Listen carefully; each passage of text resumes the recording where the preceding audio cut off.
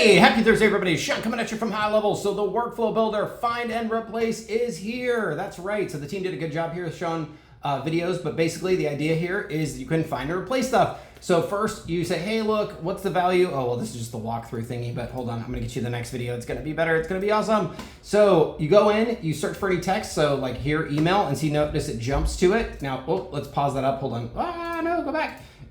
So check this out. Warm up email campaign, right? So find my tags. You can do all kinds of cool, here we go. Like email, let's jump forward. See right there? So see where it says find by text, send email 1 hour. So you can find stuff really, really easily, right? And you can actually jump through it, which is amazing. So now you can jump around and find all of those elements that you're looking for. Again, same thing here, find by tags, for example. So there's lots of cool ways that you can find stuff. And then of course you can replace it, which is amazing as well.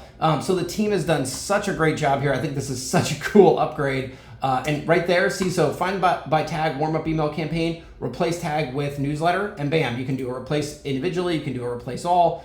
So it makes things, see right there, boom. So that add tag condition right there was adding the tag warm up email campaign, but now it's gonna add the tag newsletter. And of course, again, replace or replace all, now bam, bam, these last two, now they do newsletter instead of warm up email campaign. So very easy to understand, but very, very cool, as you can see. So huge props to the team for making this happen. Hope you're all having an amazing Thursday, and I'll see you in the next video. Thanks.